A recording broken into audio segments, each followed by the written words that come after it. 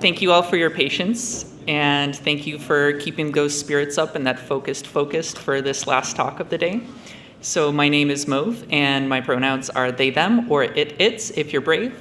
I'm a consultant on decentralized software, and today I'm going to be talking about LLMs in the user agent, and also why it might be important to decouple the LLM API from the usual approach of cloud apps kind of deciding where it comes from. So right now, and I'm going to generate an app while we talk. So right now, most applications that make use of LLMs end up using a cloud API. So you have your front end that the user interacts with, which then sends that data back to a backend. The backend talks to some sort of like open API backend to do inference, and then eventually stuff gets back to the user.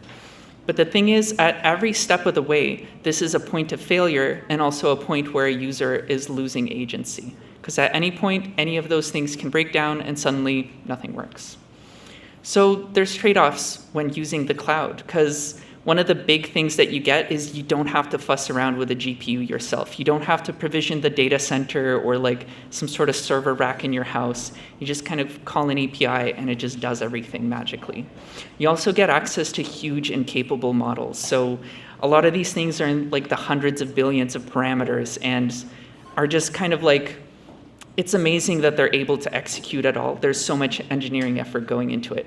But also, this means that if you have usage spikes, that cost is absorbed by whoever is paying the cloud provider. And that means that you now have to deal with how you're going to charge users to make that affordable for you as an operator. It also means that all of the data you're sending is visible to the LLM operators. The user's data is visible to you as the application host, and it's also visible to whoever's doing the inference. So they have privacy policies, and we're supposed to trust that, but some secrets you just can't send over the wire. And sometimes things change, and policies change, and users don't really have a say in that, which is less than ideal. So there's an alternative way, which is using local models. But again, you have trade-offs.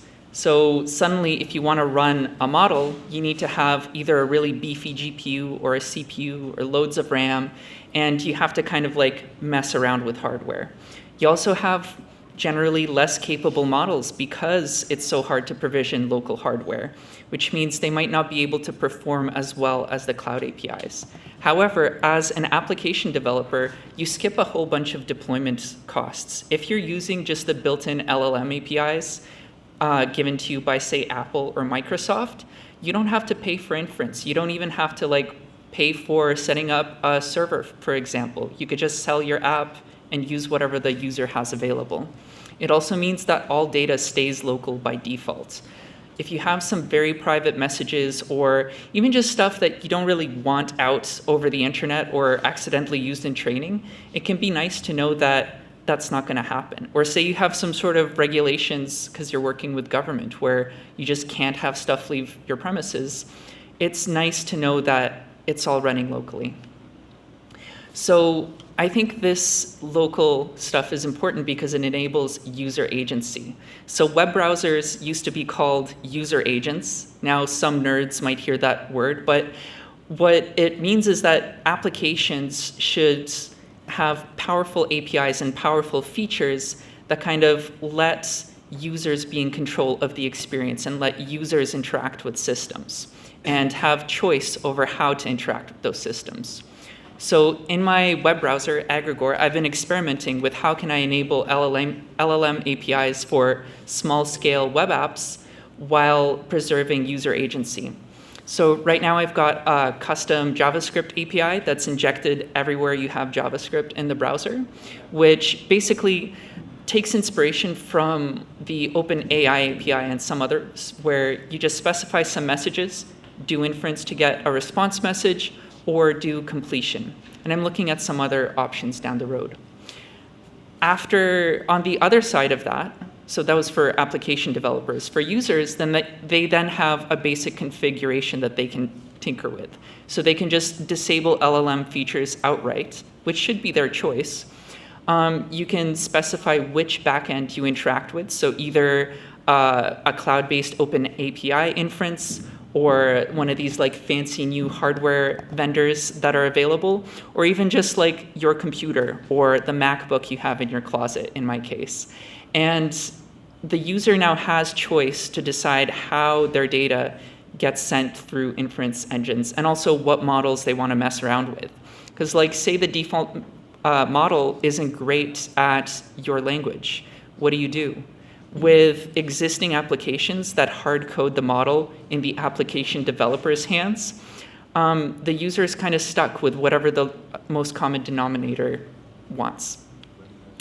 So with this alternative way of approaching LLM-enabled apps, we can have new things like offline chatbots that can be completely on your device when you're like taking a hike or walking around, or say the network goes out and you want to like look up some fact. You can still do that without having to like deal with connecting to the internet.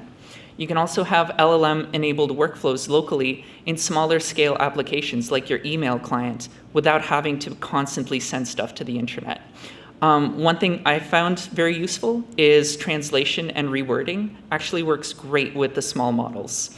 And you really don't need that much power for a lot of the use cases. One thing I want to experiment with more is LLM-enabled web extensions, and also extensions kind of like user scripts where users can bring their own prompts to customize their browsers. So just a little bit about models. For local models, I've been finding that Qwen 2.5 Coder has been really great. It does coding stuff pretty well. It's okay at conversations. It's pretty good at translation. Phi 3.5 is interesting because Microsoft is working towards embedding small language models in hardware. So applications will just have that available as an API. Apple has similar things. And then I also like Hermes 3 just because it's got the most kind of like attitude and personality. So I like to use that one when I want to have something a little more creative than the more like STEM, serious business focused models you see elsewhere. For users, you also have different hardware levels that you have access to, and that changes the sizes of the models you have access to. So I find that 1 billion parameter models, they run in most places, but they mostly output gibberish. Like sometimes you can kind of coax it to perform a task, and it's an amazing miracle, but it's really the exception. 3B models I found are okay for like text transformation, maybe some creative writing, maybe some basic chatting. 7B and above is when you actually get the ability to do some reasoning or actually following instructions, but even they need a lot of hand holding. 70B models are when it really gets kind of like more usable and more dependable, but those will definitely require some more tinkering and some more like maybe a GPU in your house somewhere or in your company's data center. Yeah, so that's kind of the trade-offs. While we've been talking, I have generated a little web app using these web APIs, using multi-step or a multi-shot approach. So here, if we open the logs, we can see how the model kind of thought through creating a name for this. You might be getting deja vu from the earlier talk. It kind of made a name based on the description, did a step-by-step plan on how it's going to make the thing, generates a little bit of HTML, generates a little bit of JavaScript, and a little bit of CSS. And then the cool part here is it actually publishes it to the distributed web. So this URL that I have for the model, or sorry, for the published website, oh, it crashed. If it didn't crash, that's a link that could be loaded by anyone in the world, either over a local network, an ad hoc hotspot, over the internet, or whatever other methods. So with this tool, you have enough to build and distribute applications without even needing to know how to program. And I slapped this together in like just a few days of work. So as application developers, we have an opportunity here to do new things that put people first and put kind of like your local network first, rather than thinking how we can bring more cloud products into people's hands. Yeah, that's my talk. If you're interested in this stuff, hit me up. I'm Ranger Mauve on GitHub, or send an email to contact@mauve.moe. Cool. Thanks.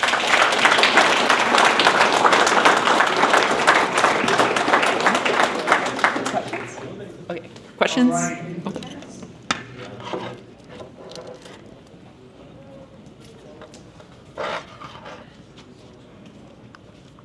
had a quick question about how you're doing the inferencing for the language model. I guess more specifically on your device, like a standard laptop or whatnot.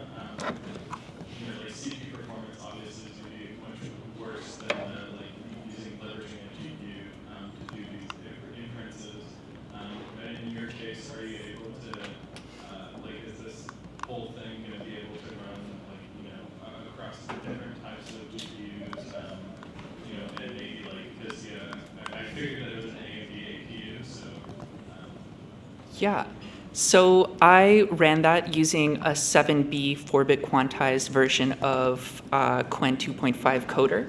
So this can run on CPU inference on mid-range size machines. I actually purchased a new machine for this talk so that I could have a little bit more RAM to work with, but it is comfortably able to do inference on this. And even on weaker machines, you can do inference, like hello in 3 languages. Sometimes the GPU drivers don't quite register my GPU because I'm using AMD, but the thing is, the high-level tools like Ollama, there's been tons and tons of people looking at it and figuring out how to do these optimizations to make it run locally on different hardware setups.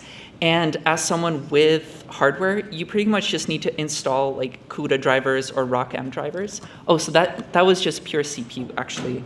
I can do, let me restart Ollama. So sometimes it doesn't detect it from the get-go, but here you should see my GPU kind of spiking up. There we go. My favorite part about using these local models is seeing my GPU and CPU actually doing something for once. I love rendering Chromium tabs, but it's nice to see a little bit of work. Yeah, so I don't have the fanciest hardware. You don't need the fanciest hardware. And common software like Ollama really supports a large amount of hardware at this point without too much tinkering. I hope that answered. All right. Just also wanted to add one comment to Semo. Chrome just a few months ago released a beta API called AI. Now we can access Gemini Nano directly in the Chrome browser, optimized for edge inference. And it's just soon that other browsers will start also taking the same API because ideally you want to set websites on all the browsers. So if you're interested in running the LLM directly on the browser, look up the Google Chrome's new AI API. It's a lot more complicated than mine. So, thank you, Mauve. I've come across Transformers.js, which effectively has the browser download the models and I guess connects to the GPU through web APIs. How do you feel about that world where the website effectively dictates the model and then the user ends up downloading, a smaller model through the website opposed to connecting to Ollama? Yeah, I think it's great that it's an option for developers to have, but I don't think it's ideal because at the end of the day, even with web GPU, even with web workers and shared array buffers and WebAssembly and all of that, you're going to have way more overhead executing that than something system level or running at the a daemon that's alongside your browser. So it's if you have no other option, that's great. But I think especially now with hardware support and phones and laptops shipping with local LLMs, we have more opportunity to just use what's there rather than downloading another 1 gigabyte model, 3 gigabyte model. Especially if you're doing serious work, you're not going to get wait for 5 gigabytes to download so you can have your 8B param model to run for every single web app. Yeah, it's great, but not ideal.